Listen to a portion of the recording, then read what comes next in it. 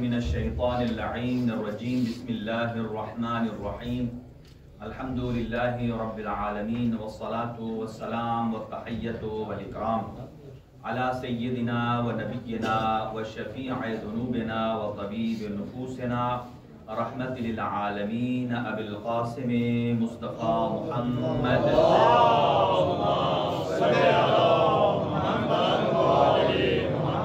وعلى وصيه وبغيره ووارث علمه علم الأولين والآخرين يعصوب الدين أمير المؤمنين زوج فاطمة الزهراء والد الحسن والحسين سيد الأوصياء علي بن أبي طالب عليه السلام اللهم صل على محمد وعلى أهل بيته الطيبين الطاهرين المعصومين المنتخبين المنتجبين لا سيما على بقية الله الأعظم روحي وأرواح العالمين بتراب مقدمه الفداء عجل الله تعالى فرجه الشريف وسهل الله تعالى مخرجه الشريف ولعنة الله على أعدائهم أجمعين من يومنا هذا إلى قيام يوم الدين أما بعد فقد قال الله الحكيم في كتابه المتين بسم الله الرحمن الرحيم كنتم خير أمة أخرجت للناس تأمرون بالمعروف وتنهون عن المنكر وتؤمنون بالله صدق الله العلي العظيم اللهم صل على محمد وعلى محمد وہی کلمات سے گفتگو کا آغاز کریں گے. خداوند لم یزل ولا یزال تمام جتنے ہمارے مریض مومنین ہیں ان سب کو شفائے کامل و عاجل عطا فرمائے اور جتنے مومنین درخواست گزار ہیں ان کی جملہ حوائج شرعیہ کو پورا فرمائے اور شمیم زیدی صاحب کو شفائے کلی عطا فرمائے اور اسی طریقے سے برادر مہدی صاحب ہیں, شیخ محمد ضامن صاحب ہیں, ایک خاتون ہیں, ایک اور مومنہ مریض ہیں اور ایک اور مومن بھی علیل ہیں. اسی طریقے سے سید عابد قاضی صاحب ہیں, ایک اور مومن نے درخواست سے دعا کی ہے. ان تمام مریضوں کو خداوند متعال شفائے کلی عطا فرمائے. برادر یاسین صاحب کی ہمشیرہ کا آپریشن ہوا ہے, اللہ انہیں شفا عطا فرمائے. اسی طریقے سے مصطفیٰ رزاق صاحب کی فیملی کو خداوند عالم حفظ و امان میں رکھے. سید علی مظہر صاحب اللہ تعالیٰ کی ذات ان کو صحت اور تندرستی عطا فرمائے. اور آج کا تبرک ہمارے انتہائی محترم اور مکرم جناب برادر طاہر ستار صاحب ان کی طرف سے ہے. کل بھی انہی کی فیملی کی طرف سے تھا, بلکہ کل ان کی ہمشیرہ کی طرف سے تھا. خداوند عالم ان کے تمام حوائج پورے فرمائے. اور آج برادر طاہر ستار صاحب اور ان کی پوری فیملی خداوند عالم ان کے گھر پر اپنی رحمتیں اور برکتیں نازل فرمائے, ان کی حاجات شرعیہ پوری فرمائے, ان کی والدہ کو صحت اور تندرستی عطا فرمائے, مال و رزق میں برکت نصیب فرمائے اور ان کی جملہ شرعی جتنی بھی خواہشات ہیں ان کو پورا فرمائے اور مرحوم عبدالستار کے درجات عالی ہیں متعالی فرمائے. اور جہاں جہاں عزائے سید الشہداء کا انعقاد ہو رہا ہے پروردگار عالم اس کی اپنی جانب سے محافظت فرمائے. اور ہمارے اس ادارے کے جتنے معاونین ہیں, موجودین ہیں, منتظمین ہیں, اراکین ہیں, جو مومنین اور مومنات ہیں, خداوند عالم ان سب کی خواہشات کو پورا فرمائے اور اس بارگاہ میں آنا قدم قدم پر خداوند عالم انہیں اجر جمیل اور عزت فرمائے. اور امام زمان اجل اللہ تعالیٰ فرجہ الشریف کا جلد از جلد ظہور فرمائے اور ہم سب کو امام علیہ السلام کے اعوان و انصار میں شمار فرمائے. اپنی دعاؤں کی قبولیت کے لیے ایک بابا سے بلند صلوات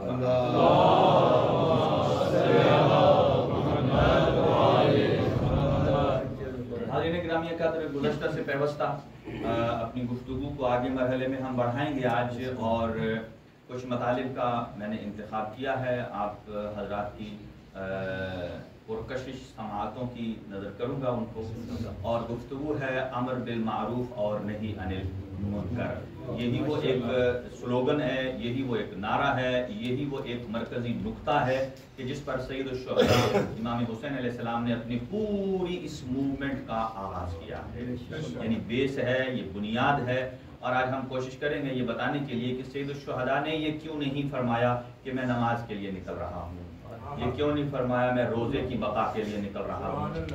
آپ نے امر بالمعروف کا انتخاب کیوں کیا ہے, نہی عن المنکر کا انتخاب کیوں کیا ہے, اس پر ہم گفتگو کریں گے.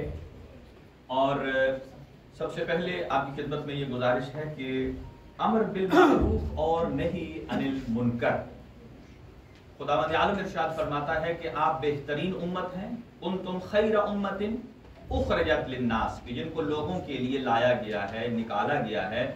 اور اس امت کے بہترین ہونے کی پہلی دلیل یہ ہے کہ وہ امر بالمعروف کرتے ہیں، دوسری دلیل یہ ہے کہ وہ نہی انل منکر کرتے ہیں. جو ہمارے نئے بچے آئے ہیں، امر بالمعروف کا مطلب یہ ہے کہ کسی کو اچھے کام کی طرف موٹیویٹ کرنا، اسے بتانا یہ کیجئے. اور امر بالمعروف ہمیشہ پولائٹ ہوتا ہے. امر بالمعروف میں ابتداءً شدت نہیں آتی ہے. اور یہ بھی سن لیجئے کہ سید الشہداء امام حسین علیہ السلام، ہمارے پاس ہم کسی بندے کو ایک جملہ اگر 2 یا 3 دفعہ ریپیٹ کریں، چوتھی دفعہ اس کے چہرے کا ایکسپریشن دیکھ لیں کہ وہ امر بالمعروف کو سننا چاہتا ہے یا نہیں سننا چاہتا. شاید وہ ہمیں نہی عن المنکر کر دے گا. اسی لیے میں اکثر یہ کہتا ہوں، یہ پریکٹیکل ہے، یہ آپ میری تائید کریں گے. ہمارے گھروں میں امر بالمعروف نہیں ہوتا، ہمارے گھروں میں نہی عن المنکر ہوتا ہے. یعنی جس کی وجہ سے ایک گیپ کریٹ ہو جاتا ہے والد اور اولاد کے درمیان. یہ جو گیپ بنتا ہے، یہ کیوں بنتا ہے؟ اس لیے کہ ہم امر بالمعروف نہیں کرتے. ہمارا کام ہوتا ہے ڈائریکٹ نہی عن المنکر. یعنی کہ بچہ لیٹ آیا، یہ نہیں کرنا اچھے انداز سے پوچھنا بیٹا کہاں سے، کوئی عذر شرعی نہ، کیوں لیٹ آئے، یہ کیا ہے؟ یہ جملہ کیوں کا بتا رہا ہے کہ آپ اس سے پوچھنا ہی نہیں چاہتے، اس کی معافی ضمیر پوچھنا ہی نہیں چاہتے، بلکہ آپ ڈائریکٹ اپنا ریئیکٹ دینا چاہتے ہیں کہ اب تو بھائی میری باری ہے. یہ خطرناک ہے. اگر بیٹے سے کوئی نقصان ہو گیا ہے، کوئی موبائل گر گیا ہے، ٹوٹ گیا ہے، تو پھر آپ دیکھیں ہم امر بالمعروف نہیں کرتے. امر بالمعروف کہتے ہیں بیٹا ٹوٹنے کی چیز ہے، مجھ سے بھی ٹوٹ سکتی ہے، آپ سے بھی ٹوٹ سکتی ہے، ٹوٹ گئی ہے نہیں لے لیں گے. دیکھیں ایک چیز اگر نقصان کر جائے، مثلا موبائل ٹوٹ گیا ہے، تو اب اس کے ساتھ ہمیں چاہیے کہ ہم صرف موبائل کو ہی ٹوٹا رہنے دینا چاہیے، نہ یہ کہ اس کے ساتھ ساتھ اپنے بچے کا دل بھی توڑ دیں. کیونکہ موبائل ہمارے لیے بنا ہے، ہم موبائل کے لیے نہیں بنے ہیں. لہٰذا جو چیز قیمتی ہے وہ موبائل قیمتی نہیں ہے. ایک میں ایگزامپل دے رہا ہوں، ہمارا بچہ جو ہے اس کا قلب قیمتی ہے. ہم نے اس کو اس طرح پریپیئر کرنا ہے کہ اس کو ہم امر بالمعروف کے دائرے میں لے کے آئیں. جب ہم لے کر آئیں گے تو پھر وہ توحید پروردگار کو جگہ دے گا دل میں، پھر وہ انبیاء کی نبوت کو جگہ دے گا، ائمہ کی امامت کو جگہ دے گا، اصول دین جو ہم نے سکھائے ہیں وہ یاد رکھے گا، فروع دین جو ہم نے بتائے ہیں یاد رکھے گا. اور اگر امر بالمعروف نہیں کریں گے، ہمارے سامنے نماز پڑھے گا، پیچھے نہیں پڑھے گا. امر بالمعروف نہیں کریں گے، صرف نہی عن المنکر ہوگا، ہمارے سامنے قرآن پڑھے گا، جب ہم آنکھوں سے اوجھل ہوں گے نہیں پڑھے گا. ہمارے سامنے بڑا با ادب ہوگا اور ہمارے بیگ پر شکایت آ جائے گی. اس کا مطلب یہ ہے کہ دونوں چیزوں کو ہم نے ایک ساتھ لے کر چلنا ہے، امر بالمعروف کو بھی اور نہی عن المنکر کو بھی. لہذا سید الشہداء امام حسین علیہ السلام، ہاں یہ عرض کر رہا تھا کل بھی کہ ہمارے مرحوم بہت بڑے مجتہد ہیں سید مرتضی علم الہدی، وہ یہ کہتے ہیں کہ یہ واجب کفائی ہے. امر بالمعروف واجب عینی نہیں ہے. اگر واجب عینی ہوتا تو جو آدمی نہیں، پھر ہر آدمی کے لیے واجب تھا، کسی آدمی کے لیے کوئی استثناء نہیں ہے. سید مرتضی علم الہدی کا آرگومنٹ یہ ہے کہ یہ واجب کفائی کیوں ہے. توجہ ہے حضرات کی؟ وہ فرماتے ہیں آیت میں لفظ آیا کنتم خیر امت، توجہ رہے کہ آپ بہترین امت ہیں. آپ بہترین امت ہیں. کن شرائط کے ساتھ؟ امر بالمعروف کریں گے تو بہترین ہے، نہی عن المنکر کریں گے تو بہترین ہے، اللہ پر ایمان لائیں گے تو بہترین ہے. تو اب کیا حضرت آدم سے لے کر صبح قیامت تک ساری کی ساری جو امت ہے ساری خیر امت ہے. خیر امت کسے کہتے ہیں؟ کہ جو بہترین ہو، کوالٹی میں نمبر 1 ہو، اس میں کہیں خرابی نہ آئے. تو سید مرتضی علم الہدی کہتے ہیں ہم ہر ایک پر واجب عینی اس لیے نہیں کر سکتے کیونکہ ہر آدمی تو خیر امت ہو ہی نہیں سکتا. اور وہ موٹی سی مثال دیتے ہیں آپ کے ذہنوں میں جانشین کرنے کے لیے کہ وہ کہتے ہیں کہ جو خدا کا دشمن ہے وہ بھی خیر امت نہیں ہے. جس نے نبی کے ساتھ جنگ کی ہے وہ بھی خیر امت نہیں ہے، جس نے علی کے ساتھ جنگ کی ہے وہ بھی خیر امت نہیں ہے، جس نے امام حسن سے نبرد آزما ہوا ہے وہ بھی خیر امت، اور جو جناب امام حسین علیہ السلام سے جنگ کرنے کربلا آ گیا وہ بھی خیر امت نہیں ہے۔ وہ کہتے ہیں اتنے افراد تو ہم نے خیر امت سے نکال دیے ہیں۔ اس کا مطلب یہ ہے کہ اب یہ واجب عینی نہیں رہا، اگر واجب عینی ہوتا تو انہیں بھی شامل ہوتا۔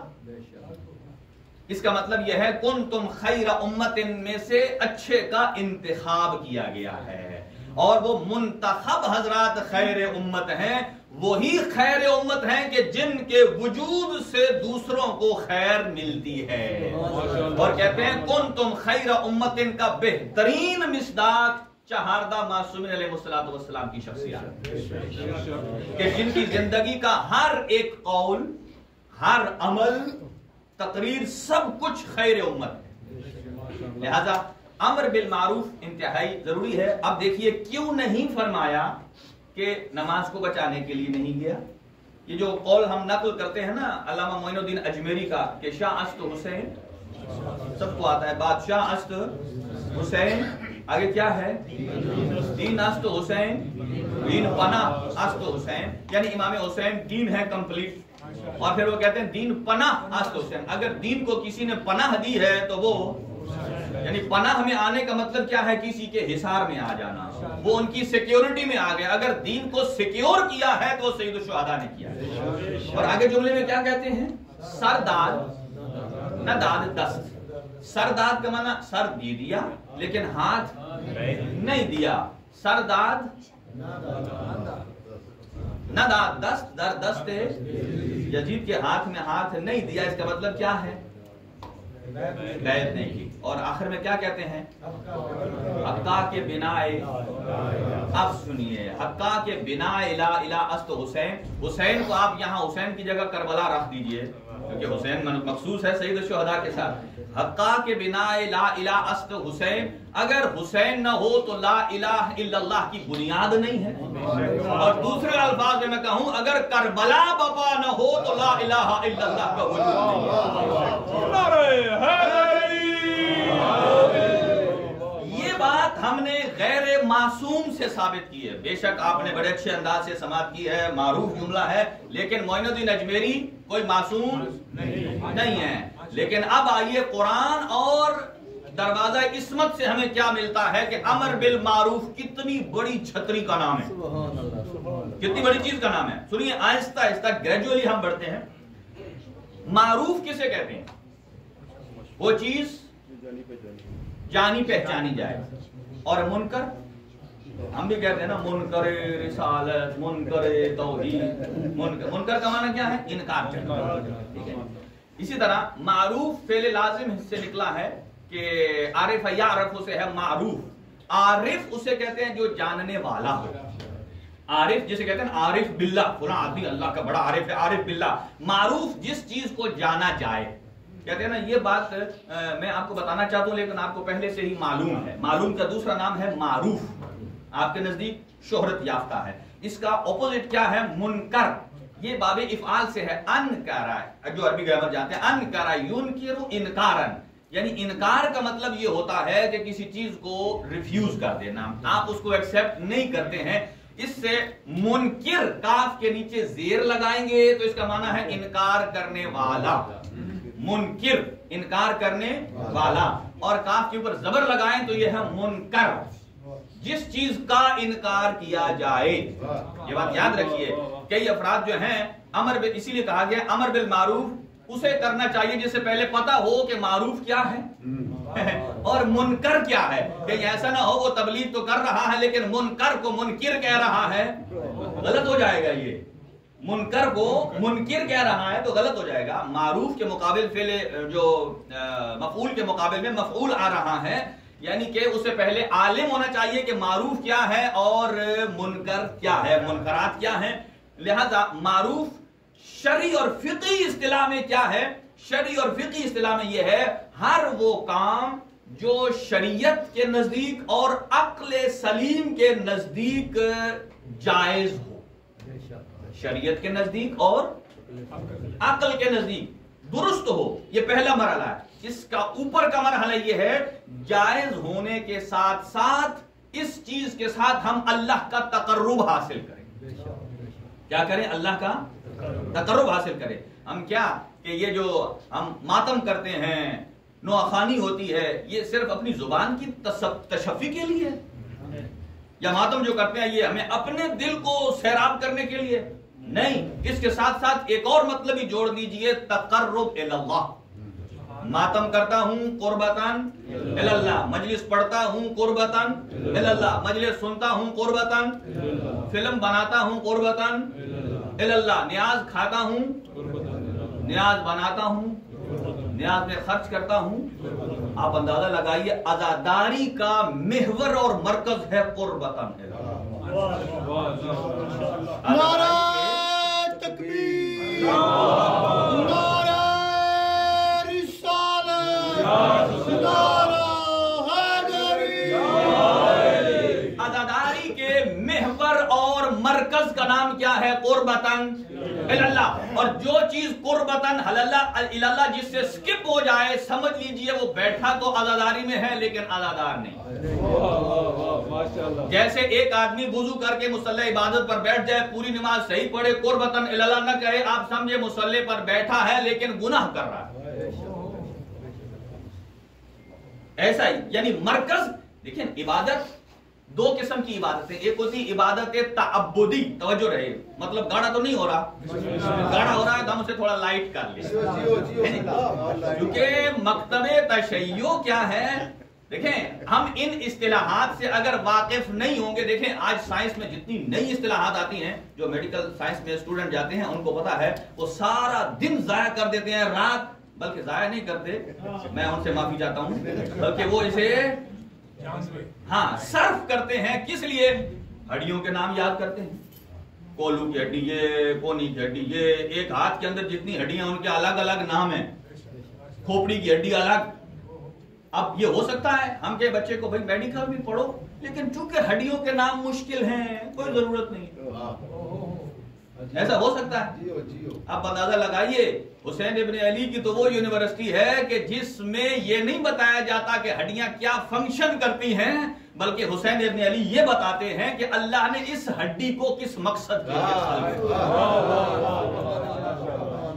اس عضو کو کس مقصد کے لیے خلق کیا ہے۔ جیسا کہ امام صادق علیہ السلام کے پاس ایک ڈاکٹر آیا اور بحث کرنے آ گیا، اسے پتہ نہیں میں بحث کس سے کر رہا ہوں، اس نے بڑا کچھ سوال رکھا امام کی خدمت میں، امام نے فرمایا چھوٹے سوال نہ کر، یہ بتا اللہ نے ماتھے پر یہ لکیریں کیوں رکھی ہیں، یہ بتا اللہ نے آنکھ کو بادامی شکل کا کیوں بنایا، یہ بتا اللہ نے یہ جو پلکیں کھلتی بند ہوتی ہیں اس کو اوپر کی طرف کیوں بنایا، نیچے کی طرف کیوں نہیں بنایا؟ بھائی فنکشن سیم ہو سکتا ہے، کان کی بناوٹ ایسے کیوں بنائی، کہاں انسانی نوز کے اندر یہ جو دو سوراخ ہیں یہ نیچے کی طرف کیوں رکھے، ہونٹ کے دو حصے کیوں رکھے، ایک خشک ہے ایک تر ہے، یہ فرمایا کہ یہ تم بتاؤ کہ اللہ رب العالمین نے یہ دو آنکھوں کے بیچ میں ہی نوز کو کیوں رکھا ہے؟ یہ بہت سارا جب پوچھا اس سے، وہ کہنے لگا کہ اے فرزند پیغمبر یہ چیزیں میڈیکل سائنس سے بلند ہیں، آپ یہ میڈیکل کی بات نہیں کر رہے ہیں، یہ آپ تخلیق انسان کی بات کر رہے ہیں، یہ آپ تخلیق انسان کی بات کر رہے ہیں، کہ یہ نہیں۔ دیکھیں میڈیکل کا کیا کام ہے، اگر ہمارے اعضاء میں سے کوئی ایک ڈس فنکشنل ہو جائے تو اس کو سیٹ کرنا۔ دیکھیں آج کل تو ڈاکٹر آنکھ والے بھی جواب دے گئے ہیں، وہ کیا کہ وہ جی خراب ہو جانا، کہتا پیچھے سے ہی نظر خراب ہو، کیا کہتے ہیں وہ پیچھے کدھر ہے، پیچھے کہاں ہے، یعنی اس کا مطلب یہ ہے، وہ کہتے ہیں بیسک، یعنی جو اس کا بنیاد تھی یا جسے کہتے ہیں اس کے جین کے اندر جو چیز تھی، اور وہ کہاں سے آیا، رب العالمین نے خلق کیا، جیسا کہ کئی اندھے ہو جاتے ہیں۔ اور اسی لیے میں عرض کرتا ہوں آپ کی خدمت میں، اس بات پر دیکھیں ہمارے احساسات ہوتے ہیں، اور یہ احساسات اللہ رب العالمین کی ذات میں نہیں ہے، یہ جو ہمارا مزاج ہوتا ہے نا، توجہ ہے حضرات کی، مزاج کبھی گرم کبھی ٹھنڈا، اللہ کا ایسا مزاج۔ دیکھیں ہم اگر کسی سے غصے ہو جائے تو انتقام لیتے ہیں، تو کیا اللہ بھی ایسے انتقام لیتا ہے، اس نے میری نمازیں نہیں پڑھی لہذا دو قدم چلے پٹک کے مار دو نیچے؟ بھائی دیکھیں اللہ، ہم انتقام لیتے ہیں، ہم ایک دوسرے کے برابر ہیں، طاقت میں، سب کی 2 ٹانگیں 2 ہاتھ زور، ٹھیک ہے، اللہ کے لیے اللہ کس سے بدلہ لے؟ کوئی ہے قدرت خدا کے مقابلے؟ قطعاً نہیں ہے۔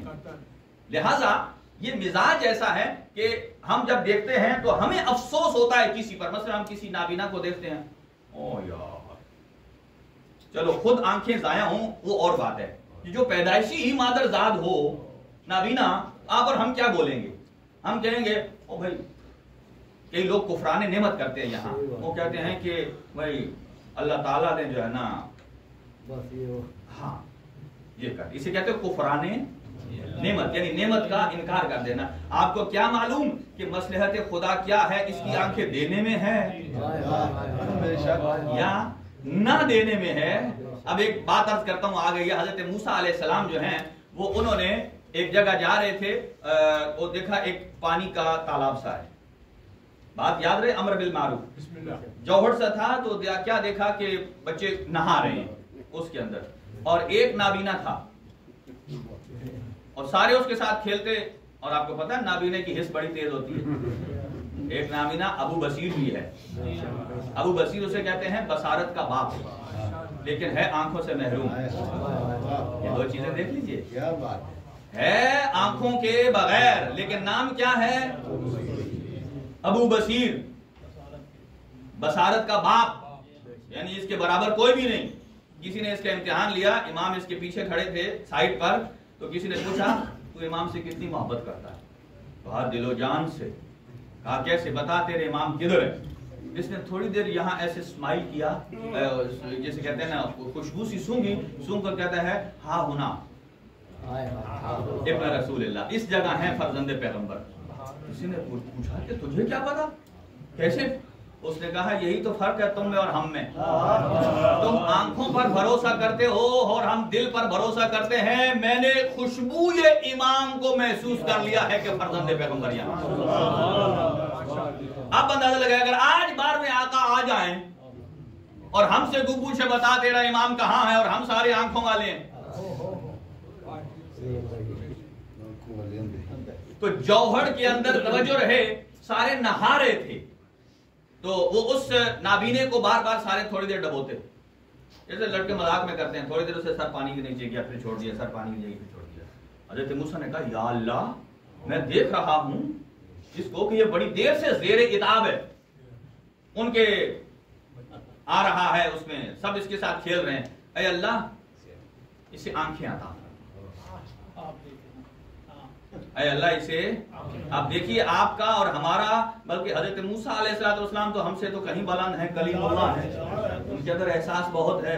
جب انہوں نے کہا کہ یا اللہ اسے آنکھیں دے دے، تو اللہ تعالیٰ نے فرمایا اے کلیم، چونکہ تو نے کہا ہے تو تیری بات کو میں واپس کرنے والا نہیں ہوں، لہذا رب العالمین نے حضرت موسیٰ کے کہنے پر اسے آنکھیں دے دی۔ جب آنکھیں دے دی تو اب جب وہ نہا رہے تھے باقی، تو اب یہ اپنے ایکشن میں آیا، اب یہ اپنے ایکشن میں آیا، یہ ایک ایک کو پکڑ کر کہتا ہے اب تو میں تم سے بدلہ لوں گا۔ ایک ایک کو پکڑ کر اتنا ڈبوتا تھا کہ جب تک وہ مر نہ جائے، سانس نہ بند ہو جائے، تب تک چھوڑتا نہیں تھا۔ جب 7-8 بندے ضائع ہوئے، اب حضرت موسیٰ گئے اللہ کے پاس، یا اللہ اب اس کی واپس لے لے۔ کہا کیوں؟ بڑے جلدی تو واپس دینے آ گیا ہے۔ فرمایا اے اللہ تو جان اور تیری حکمت جانے۔ تب اللہ رب العالمین نے فرمایا دیکھا موسیٰ، یہ جو حکمت پروردگار ہے اسے سمجھنے کے لیے بھی سید الانبیاء چاہیے، سید المرسلین چاہیے۔ دیکھیے یہ تمام چیزیں حکمتیں ہیں، ان تمام چیزوں کو تو امر بالمعروف، تو سنیے گا کہ معروف کہتے ہیں ہر وہ چیز کہ عقل اور شریعت اسے جائز سمجھے، عقل اور شریعت اسے۔ اب دیکھیں ہم یہ نہیں کہنے جا رہے کہ امر بالمعروف صرف یہ ہے کہ اپنے بچے کو کہ نماز پڑھ اور کچھ بھی نہ کہیں، نہیں، دیکھیں پورے کا پورا دین امر بالمعروف کے اندر آ رہا ہے۔ معروف ہر وہ چیز جسے عقل اور شریعت کہے جائز ہے۔ دوسرے مرحلے میں وہ چیز اطاعت پروردگار میں آتی ہو اور اس کے ساتھ اللہ کا قرب حاصل ہوتا ہو۔ کیا ہوتا ہو؟ اللہ کا قرب حاصل، یہ ہے معروف۔ منکر کیا ہے؟ اس کی اپوزٹ، ہر وہ چیز جس سے عقل اور شریعت ناجائز سمجھے، عقل اور شریعت नाजायज समझे। और दूसरी बात कि वो इताअत परवरदिगार के साथ टकराती हो। इताअत परवरदिगार से जो टकराएगी, इसका मतलब यह है कि उसके काम को करने से गुनाहगार होंगे और गुनाहगार का ठिकाना जहन्नुम है। अब ये दो बातें आपने समझ ली कि मारूफ किसे कहते हैं कि वो चीज के अक्ल और शरीयत के नजदीक जो जायज हो और प्लस, तवज्जो रहे मेरी तरफ, प्लस तकर्रुब इल्लाह का बायस बने। आप देख लीजिए, एक दफा मैं फिर दोहरा देता हूं।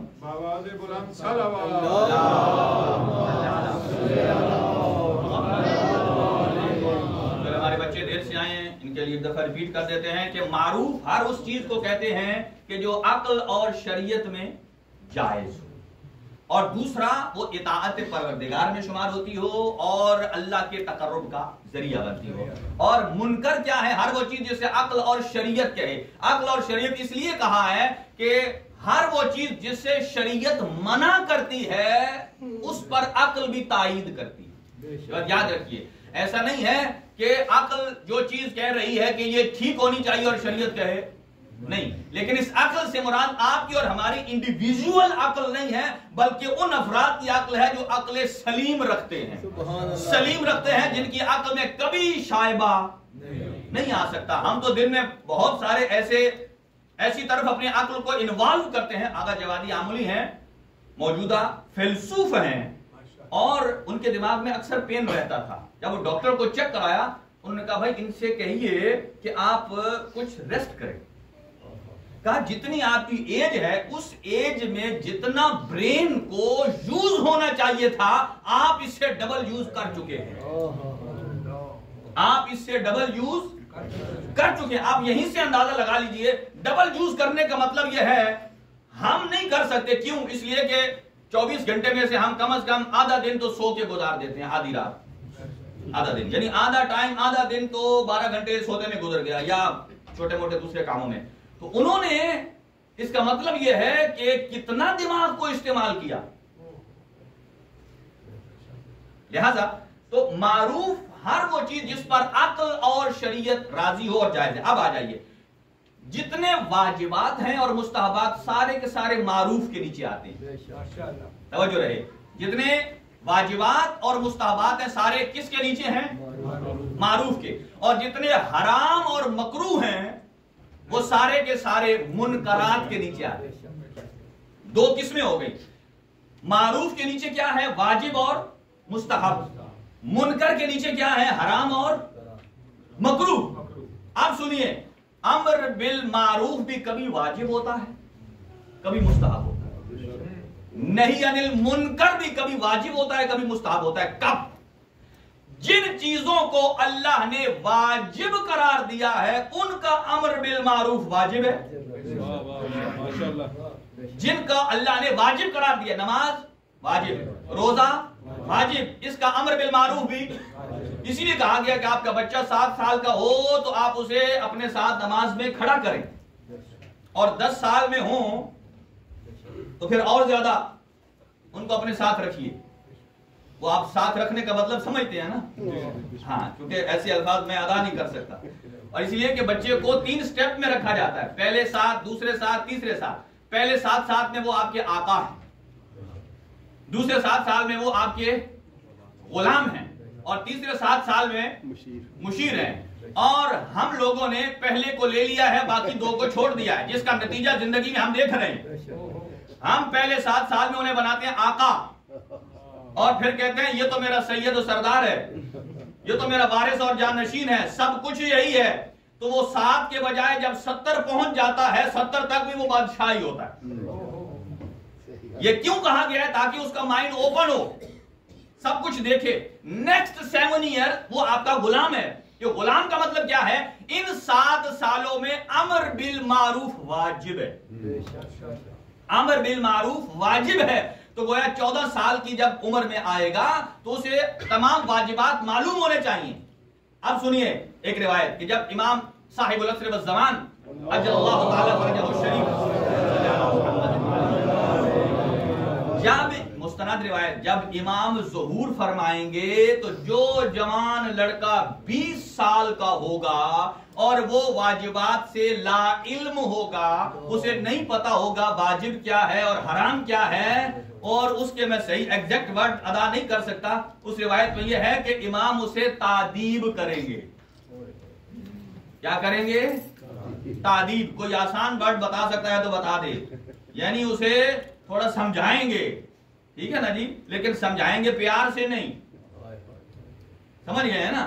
پیار سے نہیں، تھوڑا سا شدت کے ساتھ سمجھائیں گے. کیوں؟ یہاں امر بالمعروف واجب تھا، اس لیے امام فرمائیں گے کہ بالغ ہوا ہے 15 سال میں، باپ نے اپنی ذمہ داری کر دی ہے پوری، امر بالمعروف کر دیا، نہیں انل منکر کر دیا. اب اس کے بعد 20 سال یعنی 15 سے 20 5 سال کا عرصہ پریکٹیکل ہونے میں کیا کافی نہیں تھا؟ کیا کافی نہیں تھا؟ لہذا ایک جوان کی بات کر رہا ہوں، یہ ایک لمحہ فکریہ ہے تاکہ ہم ان مجالس سے جب اٹھ کر جائیں ہمیں پتا ہو اپنی جو ایج ہے اس کو ہم ذرا کیلکولیشن میں لائیں، کتنی ہے کتنی نہیں ہے. پہلے 7 سال آقا، دوسرے 7 سال غلام، اور اس غلامی میں ہم نے کیا کرنا ہے؟ امر بالمعروف کرنا ہے، جو چیزیں واجب ہیں اسے بتانی ہے، جو مستحب ہے وہ بتانی ہے. اور لاسٹ کے جو 7 ایئرز ہے وہ ہمارا مشیر ہے. کیا ہے؟ مشیر ہے. مشیر کو کیا کہتے ہیں؟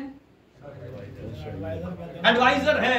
اس کا مطلب یہ ہے کہ لاسٹ 7 ایئر جو ہیں وہ مینٹلی اتنا پختہ ہو چکا ہے کہ اپنے باپ کا مشیر بن گیا. کیا بن گیا؟ مشیر بن گیا.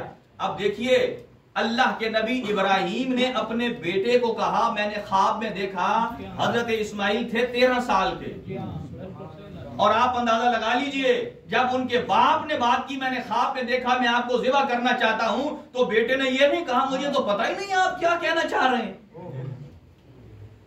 آج ایک بیٹے سے پوچھئے، زیادہ سے زیادہ باپ یہ کرے گا بچے کو اپنے ساتھ مسجد میں لے آئے گا، یہ کافی نہیں ہے. اب سمجھئے امر بالمعروف، معروف کے نیچے واجب بھی ہے، مستحب بھی ہے. یہ میں اس لیے باتیں کر رہا ہوں چونکہ ہماری گفتگو اس سے اوپر جانی ہے تو مقدمہ معلوم ہو. جس آدمی نے پہلی دوسری سیڑھی نہیں کی، میں 6 یا 7ویں مجلس میں جب اسے چھلانگ لگواؤں گا تو نتیجہ کیا نکلے گا؟ وہ یہ کہے گا جی باتیں تو میرے دماغ سے اوپر گزر گئی ہیں، یہ کیا باتیں؟ یہ مقدمہ ہے. معروف کے نیچے واجب اور مستحب، منکر کے نیچے حرام اور مکروہ. اب سنیے، جو اللہ نے واجب قرار دیا ہے امر، اس کو امر کرنا واجب ہے، یعنی امر بالمعروف وہاں واجب ہے، کوئی دو رائے نہیں ہے. اور جو اللہ نے چیز مستحب کی ہے اس کا امر بالمعروف بھی مستحب ہے. سمجھ آ رہی ہے؟ جو واجب امر بالمعروف واجب، جو چیز مستحب امر بالمعروف مستحب. نتیجہ یہ ہے ہم اپنے بچے کو جو امر بالمعروف واجب ہے وہ نہیں سکھاتے، جو مستحب ہے وہ سکھاتے ہیں. بہت ساری چیزیں ایسی ہیں جو مستحب ہے وہ سکھا دیں گے لیکن واجبات نہیں سکھاتے. ابھی بچہ تو دور کی بات، جب تک ہم بڑے ہو کر زندگی کے آخری مرحلے میں نہ جائیں تب تک ہم حج پر جانا ہو یا عمرے پر تو ہم حج پر کیا پوچھتے ہیں؟ یہ کیسے کرنا ہے، کیا کرنا ہے؟ اس کا مطلب یہ ہے کہ ہمیں ایک بندہ بھی حج پر گیا ادھر، وہیں سے مجھے فون کرتا ہے کہ میرے سارے دوستوں نے پاکستان میں بکرا لے لیا قربانی کا، ہم ادھر سے انہیں کال کریں گے، وہ ادھر ذبح کر دیں گے. قربانی کہاں کی جاتی ہے؟ مینا میں. حضرت اسماعیل نے حضرت ابراہیم کو کہاں ذبح کیا تھا؟ حضرت ابراہیم نے حضرت اسماعیل کو مینا میں. کتنے لوگ آسودہ ہو گئے ہیں یہ سمجھنے کے لیے بھائی وہ تو وہ ہیں، وہ ہمارا گوشت کیوں کھائیں؟ یعنی اتنا یہ اکنامک ہو گیا ہے، کہتا ہے میرا گوشت بھی میرے اپنے ملک میں جائے. اس کا مطلب پھر آپ مکہ مدینے کو بھی اٹھا کر وہاں لے جاؤ، صفا مروہ کو بھی اٹھا کر وہاں لے جاؤ، ممکن نہیں ہے. لہذا امر بالمعروف جو واجب ہے اس کا حکم دینا بھی واجب، جو مستحب ہے مستحب. اب آ جائیے منکر کی طرف. منکر حرام اور مکروہ، جس چیز کو اللہ نے حرام قرار دیا ہے اس کا امر، اس کا نہیں انل منکر واجب ہے. جس چیز کو اللہ نے حرام قرار دیا اپنے بیٹے کے لیے نہیں انل منکر کرنا واجب ہے. مثلا ایک چھوٹی سی مثال لیتا ہوں، پریشان نہیں ہوں، میں اوپر دیکھ کر دے دیتا ہوں. کئی افراد ہیں کہ جن کے منہ پر ریش نہیں ہے، داڑھی نہیں ہے، تو چونکہ یہ واجبات میں سے ہے، ٹھیک ہے. اچھا، بچے کے منہ پر ہے، بیٹے نے رکھی ہوئی ہے، والد نے نہیں رکھی ہوئی. اب مجھے بتائیے، اب اس داڑھی کے معاملے میں باپ بیٹے کو نہیں انل منکر کرے یا بیٹا باپ کو نہیں انل منکر کرے، کیا کرے؟ یہ تو کام برعکس ہو گیا ہے. لہذا اسی لیے کہا گیا ہے ہر وہ کام جو آپ کرتے ہیں اس سے پہلے سوچنا چاہیے. تو جو چیزیں اللہ نے حرام کی ہیں وہ ان کے لیے نہیں انل منکر، یعنی ان سے روکنا واجب ہے، اور جو مکروہات ہیں ان سے نہیں انل منکر مستحب ہے. اب سمجھ لیجئے کہ پورے کا پورا اسلام آ گیا امر بالمعروف اور نہی انل منکر کے درمیان، پورے کا پورا اسلام آ گیا. اب میں ایک اور دو باتیں کر کے تمام کروں گا جلدی سے. ایک اور نوجوان نے سوال بھی کیا ہے کہ واجب عینی، اس کی ایک ایگزامپل کل ایک بچے کو سمجھ نہیں آئی، اس کو تھوڑا سا میں کھول دیتا ہوں. مثلا ہم سب ہیں اجتماع پسند.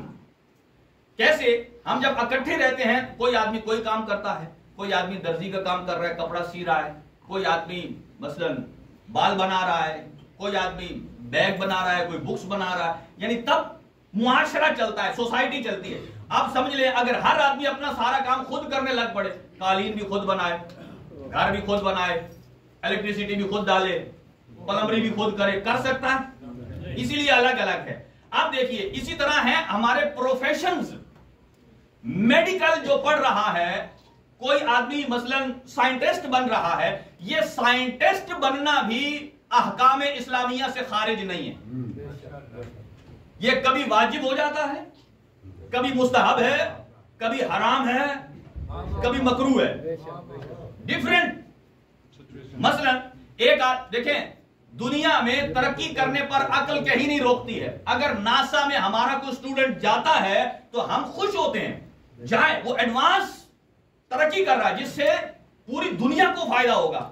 اگر کوئی نہ جا رہا ہو تو اس آدمی کے اوپر تحقیق کرنا واجب ہو جاتا ہے. سائنٹسٹ بننا اگر کہیں کوئی بھی نہ ہو، ناپید ہو جائے، اس کے لیے سائنٹسٹ بننا واجب ہو. اسی طرح میڈیکل، اگر ہمارے پاس اگر ڈاکٹرز کم ہو جائیں جیسا کہ کووڈ میں ہو گیا، اب اسلام کیا کہتا ہے کہ اسی ریشو سے چلائیں جو پہلے چل رہا تھا. اب چونکہ ڈیمانڈ زیادہ ہو گئی ہے، ہمیں ڈاکٹرز کی ضرورت ہے، تو لہٰذا جو پہلے مستحب تھا ڈاکٹر بننا اب واجب ہو گیا انسانیت کو بچانے کے لیے. یہ پروفیشن ہے. اسی طریقے سے جو اکنامسٹ ہیں، اگر ہمارے پاس مثلا شارٹ ہو جاتے ہیں جو اکاؤنٹنٹ ہیں، تو ہمیں چاہیے کہ اس طرف زیادہ سے زیادہ بندے جائیں. اس کا مطلب یہ جو پروفیشنز ہے اسلام سے خارج نہیں ہے. ہمارے لوگ کہتے ہیں نہیں سائنس اور اسلام کا کیا تعلق؟ نہیں، اسلام اجازت دے گا تو آپ کریں گے. اسی لیے کہا گیا ہے کہ اگر آپ کسی کا ایکس رے کرتے ہیں، دیکھیں اگر آپ کسی کا وہ کیا کہتے ہیں ایکس رے یا وہ دوسرا کیا اسکین کرتے ہیں، آپ اگر ایک ڈاکٹر ہے تو ڈاکٹر کے لیے بھی حلال اور حرام ہے. اگر وہ اپوزٹ صنف کا، اگر میل ہے تو فیمیل کا کر رہا ہے، فیمیل ہے تو میل کا کر رہا ہے، یہاں اگر وہ دیکھے پہلے تو حجاب کے ساتھ کر سکے تو ٹھیک ہے، اور اگر اس کے ساتھ نہیں کر رہا، اسے وہی کرنا ہے، تو پھر اسے اس بری نگاہ سے نہ دیکھے. جیسے بری نگاہ سے دیکھتا جائے گا وہ حرام ہو جائے گا. دیکھیں یہ اسلام کے اندر ہے. اور اسی طریقے سے اور بہت سارے مثالیں دی جا سکتی ہیں. تو جتنے بھی ہمارے معاشرے میں جو ہمارے شعبہ جات ہیں وہ سب کے سب، یعنی کوئی چیز بھی اسلام کے ان 5 اصولوں سے باہر نہیں ہے. اس کا مطلب یہ ہے ہر چیز معروف اور منکر کے درمیان ہے.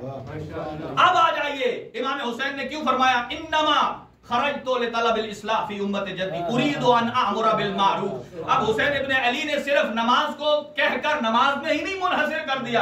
آج کل مولانا کہتے اگر امام حسین نہ ہوتے تو نماز نہ بچتی، لیکن روزہ بچ گیا ہوتا.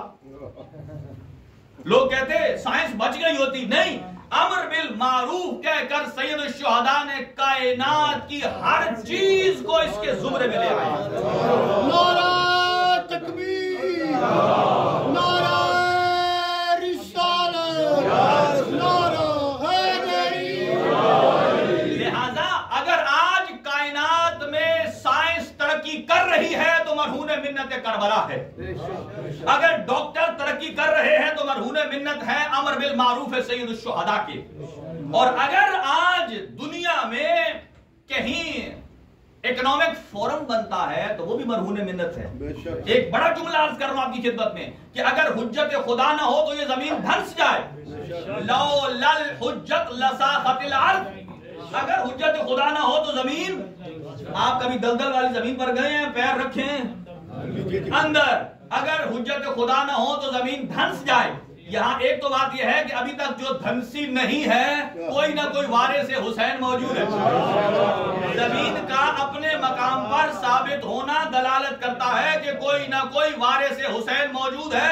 اور اگلی بات سنیے، ہم جو سانس لے رہے ہیں یا جی رہے ہیں، جب ہم تکبر کرتے ہیں تو قدرت ہمارے اوپر ہنستی ہے.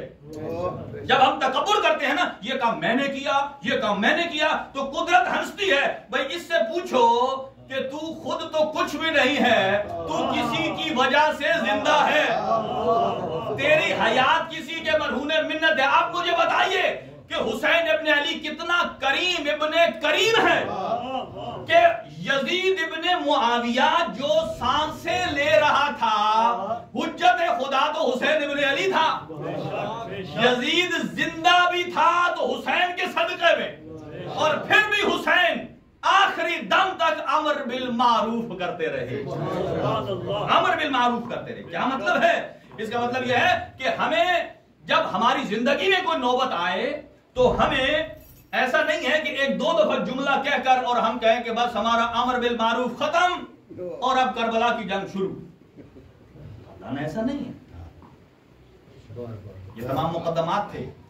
حسین ابن علی جب مدینہ سے نکلے ہیں 4 یا 5 منٹ میں اسے، چونکہ آج 2 محرم کے عنوان سے مناسبت ہے، ورود کربلا ہے، لیکن زہرا کے لال نے 4-5 میرے جملے سنیے گا کہ جب مدینہ سے نکلنے لگے، اللہ اکبر، ثانی زہرا کی عصمت کی نگاہ میں کتنا بڑا مقام ہے. اگر سفر کربلا شروع ہوتا ہے تو بھی ثانی زہرا سے مشورے کے ساتھ، اور اگر شہادت سید الشہداء ہوتی ہے اور بعد میں امامت سجاد شروع ہوتی ہے تو بھی مشورہ جناب زینب کبریٰ کے ساتھ. جب حاکم نے بلایا کہا کہ بھیا آدھی رات کو کہاں جا رہے ہیں؟ کہاں؟ ولید نے بلایا دربار میں. کہا آدھی رات اور دربار؟ ایک جملہ سنیے گا. علی کی بیٹی نے فرمایا اے میرا بھیا، جب سے میری ماں زہرا دربار گئی ہے، جب سے میری ماں زہرا دربار سے خالی لوٹی ہے، تب سے ہمیں اس دربار پر کوئی بھروسہ نہیں. اگلا جملہ، جب سے میرے بابا علی کی گردن میں رسی ڈال دربار لے جایا گیا تھا، تب سے مجھے اس پر بھروسہ نہیں. تیسرا جملہ کہا جب سے میرے بھائی حسن کے جنازے پر تیر برسائے گئے مجھے بھروسہ نہیں. جب یہ جملہ سنا تو فوراً آقا زادی نے جس پر بھروسہ تھا وہ علموں والے عباس پر ایک مرتبہ کہا عباس اپنے آقا کو تنہا نہ جانے دینا. علی کی بیٹی کی ایک آواز پر عباس نے بلایا اے بنی ہاشم کے جوانوں، کہیں سے اکبر آئے، کہیں سے قاسم آئے، کہیں سے اونا محمد آئے. دربار گئے. جو چیز عرض کرنا چاہتا ہوں، جب وہاں سے واپس آئے تو روضہ رسول پر مسلسل 3 دن جاتے رہے، مسلسل 3 دن جاتے رہے. اور جیسے ہی قبر رسول پر جاتے تھے آواز آتی تھی قبر رسول سے الاجل الاجل الاجل الوعاء الوعاء الوعاء انا مشتاقون الیک. اے میرا بیٹا جلدی کرو، اے میرا بیٹا الاجل جلدی کرو، ہم آپ کے مشتاق ہیں. اور جب تیسری رات صبح کے قریب ہوئی، سید الشہداء کو اونگ آئی، خواب میں سرکار دو عالم کو دیکھتے ہیں. اور کیا کیفیت ہے، ایک طرف رسول خدا ہیں، ایک طرف امیر المومنین ہیں، فاطمہ الزہرا ہیں، امام حسن مجتبی ہیں، اور ملائکہ کا جمع غفیر ہے، اور 2 رویا لائن میں ملائکہ کھڑے ہیں. حضور آتے ہیں، حسین کو سینے سے لگاتے ہیں، کبھی ہونٹوں کا بوسہ دیتا ہے، کبھی گردن کا بوسہ دیتے ہیں، اور بوسہ دینے کے بعد کہتے ہیں میرا بیٹا حسین، میں تمہیں خاک اور خون میں غلطان دیکھنا چاہتا ہوں، خاک اور خون میں غلطان دیکھ رہا ہوں، فخرج الی العراق، عراق کی طرف نکلیے۔ اب یہ جملہ جب بی بی ام سلمہ کو پتا چلا نا، کہا آپ کے نانا نے کہا تھا جب میرا بیٹا جائے گا تو واپس نہیں آئے گا، جب سمجھایا اور آخر میں ایک شیشی خاک کربلا کی دی اور کہا کہ اے اماں کیا میں آپ کو خاک کربلا کا منظر دکھاؤں؟ آخری جملہ سنیے گا، منظر سید الشہداء نے ہاتھ سے اشارہ کیا، زمین کربلا بلند ہوئی۔ اب بی بی ام سلمہ دیکھ رہی ہیں بہت ضعیفہ ہیں، امہات المومنین میں سے ہیں، جب سرزمین کربلا بلند ہوئی اور کیا دیکھا، ایک مرتبہ بی بی ام سلمہ غش کھا کے گر جاتی ہے۔ کہا اے نانی اماں کیا دیکھا ہے؟ کہا میں نے دیکھا ہے کہ کوئی 18 سال کا کڑیل جوان ہے، چھاتی پہ بچی لگی ہوئی ہے، گھوڑے کی گردن میں ہاتھ ڈالے ہوئے ہیں، اور ادھر سے کوئی بوڑھا باپ ہے جو کوہنیوں کے بل گسلیاں رگڑ رگڑ کے کہتا ہے او میرا بیٹا بتا کہاں اترا ہے؟ اب تو میری آنکھوں سے نور بھی چلا گیا ہے، بول میرا بیٹا۔ جب پوچھا کہ یہ منظر دیکھا، کہا وہ گھوڑے پر علی اکبر ہم شکل پیغمبر ہے، اور جو گسلیوں کے بل چل رہا تھا نا وہ آپ کا بیٹا حسین ہے۔ کہا اور دیکھے گی؟ اب دوسرا منظر جو دکھایا، کہا فرات کا کنارہ ہے، کوئی علم ہے، کبھی دائیں گرتا ہے کبھی بائیں گرتا ہے، اور ایک مرتبہ کسی نے تیر مارا اور اس کی آنکھ میں لگا، اور وہ کڑیل جوان تھا اور اپنی آنکھ کو جھٹکنے لگا، اور ایک مرتبہ کوئی ضعیف بھائی ہے کمر میں ہاتھ رکھ کے کہتا ہے میری کمر ٹوٹ گئی، اور کہتا ہے کہ اے وہ کہ جب سے تو اتر گیا ہے وہ بیویاں جو تیرے جلال کی وجہ سے آرام سے سوتی تھی، غش کھا گئی بی بی۔ آخری جملہ سنیے یہ کافی ہے۔ اور ایک مرتبہ کہا اب اماں کیا دیکھا ہے؟ کہا دیکھا کہ کوئی برقع پوش مستور ہے جس کے بال بکھرے ہوئے ہیں، جس میں خاک کربلا پڑی ہوئی ہے، وہ کبھی جلتے ہوئے خیمے کی طرف جاتی ہے اور پلٹ کر آئی اور پشت پر کسی جوان کو اٹھا کر لائی اور خاک کربلا پر لٹا کر مقتل کی طرف منہ کر کے کہتی ہے او میرا بھیا تو نے اکبر کو بچایا، دیکھ میں عورت ہو کر تیرے سے پیار کروں، اجرکم علی اللہ۔ حسین مکہ سے چلے، 2 محرم مدینہ پہنچے، جیسے ہی وہاں پہنچے سواری رک گئی، پوچھا کیوں رک گئی؟ 7 مرتبہ مظلوم کربلا نے سواری کو بدلا، جب سواری نہیں چلی نا کہا اہل علاقہ کو بلاؤ اس جگہ کا نام کیا ہے؟ کہ پوچھا کس کا نام کیا ہے؟ کسی نے کہا اس کا نام ہے غازریہ، کسی نے کہا اس کا نام ہے شط الفرات۔ کہا اللہ کی قسم دے کر کہتا مجھے بتاؤ اس کا اصلی نام کیا ہے؟ ایک بوڑھا آیا، اس نے کہا ہاذہی ارض کرب و بلا، یہ کرب اور بلا کی منزل ہے۔ جب یہ کہنا تھا مظلوم کربلا سواری سے اترے، ایک جملے کہتا ہے ہا ہنا محط رحالنا، یہی وہ جگہ ہے کہ جہاں ہمارے جوان ذبح ہو جائیں گے، یہی وہ جگہ ہے جہاں ہمارے بچے سے شعبہ تیر کھائیں گے، یہی وہ جگہ ہے جہاں سیدانیوں کی چادریں لٹ جائیں گی، اور یہی وہ جگہ ہے جہاں ہماری قبریں بنے گی۔ اللہ علی القوم الظالمین، ماتم حسین۔